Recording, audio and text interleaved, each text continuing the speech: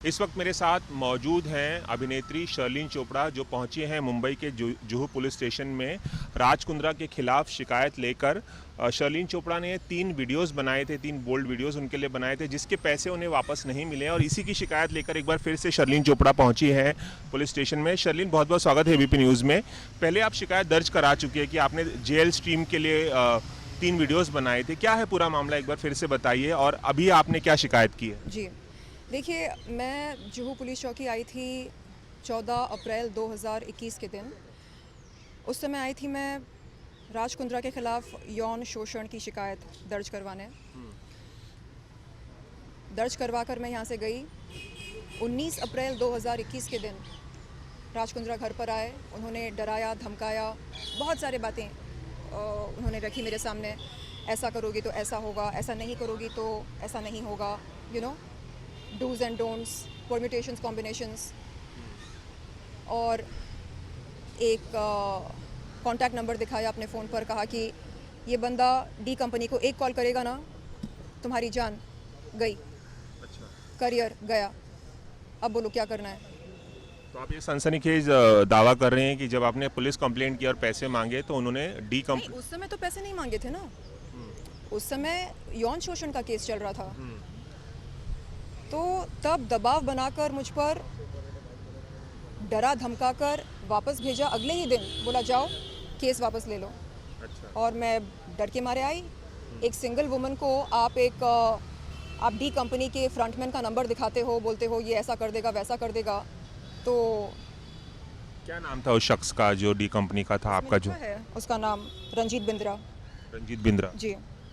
और तब मुझे कुछ समझ में नहीं आ रहा था। चुपचाप जैसा कहा गया वैसा ही मैं करती गई। उसके बाद उन्होंने कहा कि चलो ठीक है, एक काम करो, मेरी जो दूसरी कंपनी है जेएल स्ट्रीम प्राइवेट लिमिटेड, उसके साथ जुड़ जाओ। शमिता जुड़ी है, शिल्पा भी जुड़ी है, तुम भी जुड़ जाओ, एक अच्छा सा फैमिली सेटअप हो जाएगा। ये मामला रफा दफा करने के लिए उन्होंने कहा, यौन शोषण वाला, और उन्होंने आपको 3 वीडियोस के ऑफर दिए जेएल स्ट्रीम के जी लिए। जी। और तब शिल्पा से बात करवाई और शिल्पा ने कहा कि शर्लिन, ना, मेरे पति शक्ति कपूर नहीं हैं। और मैं मनी मन कह रही थी हाँ, फिल्मी शक्ति कपूर के बाप हैं। तो कहा कि अलग अलग वेंचर्स करते हैं ये, मैं ज़्यादा इंटरफियर नहीं करती हूँ, कुछ चलते हैं कुछ नहीं चलते हैं, ना हाउ इट इज़। ये किस सिलसिले में बात हो रही थी आपकी शिल्पा शेट्टी? स्ट्रीम के बारे में, वीडियोस के लिए 3 वीडियोस बनाने। जी। और ये यौन शोषण का जो केस उस समय चल रहा था। तो उसके बाद यानी लगातार 10 महीने मुझको चेस करते रहे जेएल स्ट्रीम के लिए। 29 सितंबर 2020 से लेकर जून 2021 तक। फाइनली मैंने कहा चलो ठीक है, आप कह रहे हैं कि सेफ़ है, न्यूड वीडियोस नहीं होंगे इसमें, ठीक है। तो 29 जून 2021 के दिन मड आइलैंड के एक बंगलो पर मैंने उनके लिए 3 वीडियोस शूट किए, एक इंट्रोडक्टरी वीडियो शूट किया। आज तक जो कमिटमेंट उन्होंने दी थी, जो म्यूचुअल अंडरस्टैंडिंग थी हमारी कंसिडरेशन को लेकर, उसमें से एक पैसा भी नहीं मिला। कितने पैसे थे 3 वीडियोस के? बात ये हुई थी कि हर वीडियो का मुझको कम से कम 16 लाख रुपए दिए जाएंगे, कुल मिलाकर 48 लाख। 48 लाख तो बहुत दूर की बात है, एक पैसा भी नहीं मिला। तो कहने का मतलब ये है कि आप, ये वीडियो आपने इसी साल अप्रैल में शूट किए थे? नहीं, 29 जून 2021। अच्छा। और आपने कॉन्सेप्ट वीडियोस शूट करवाए, जिस्म की नुमाइश करवाई, अपने हिसाब से वीडियोस बनाए, रिलीज़ किए जेएल स्ट्रीम लाइव पर, यानी जेएल स्ट्रीम मोबाइल एप्लीकेशन पर, जिसका दूसरा नाम है जल्दी लाइव ऐप, शॉर्ट फॉर्म। तो व्हाट इज़ दिस? मतलब ये क्या बिज़नेस है? अगर बिज़नेस है तो फिर मेरी कंसिडरेशन कहाँ है? और अगर बिज़नेस नहीं है तो क्या है ये? आप क्यों लड़कियों से अंग प्रदर्शन करवाकर उन्हें चूना लगाते हैं, टोपी पहनाते हैं? क्यों? आप ऐसे क्यों हैं? आप फ्रॉडस्टर क्यों हैं? आप चीटर क्यों हैं? आप तो बिजनेसमैन हैं ना। तो टाटा, बिरला, अंबानी इस तरह बिजनेस करते हैं। तो अभी जो आपने शिकायत दर्ज कराई है 3 वीडियोस को लेकर 48 लाख रुपए नहीं मिले, तो इसमें क्या फिर से आपने यौन शोषण वाली बात लिखवाई है, या वो मामला पीछे छूट गया है? बिल्कुल नहीं। क्यों? मैंने ये लिखा है कि इससे पहले भी मैं यहाँ पर आई थी और तब यौन शोषण की शिकायत मैंने की और उस शिकायत का जिक्र भी मैंने किया है यहाँ पर और कहा है कि आप रफ़ा दफ़ा नहीं कर सकते उस मामले को। आप आए थे मेरे घर पर, मैंने अपनी WhatsApp chat history Mumbai crime branch के साथ, साइबर सेल के साथ और जुहू पुलिस स्टेशन इन सब के साथ साझा किया है।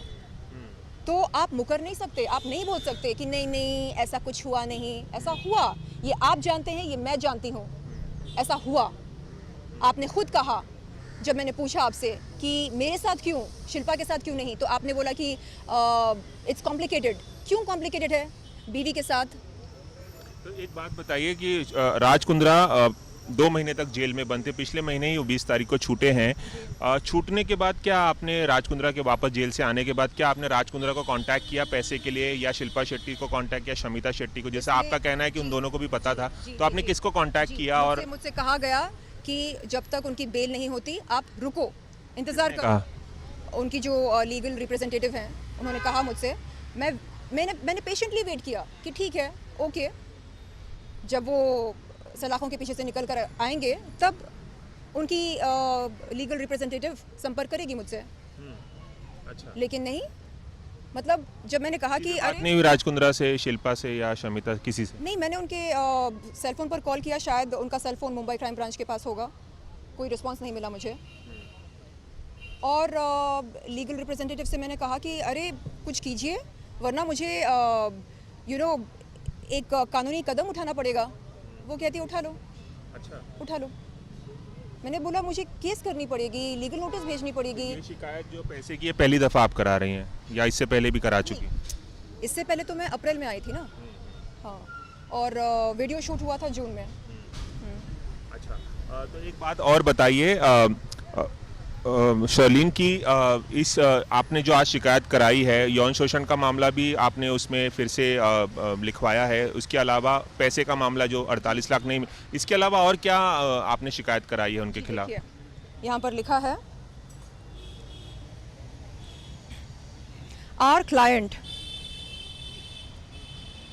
Our client states that you have induced her to work for JL Stream mobile application without paying lawful consideration for the same, thereby causing wrongful loss to our client and wrongful gains for yourselves.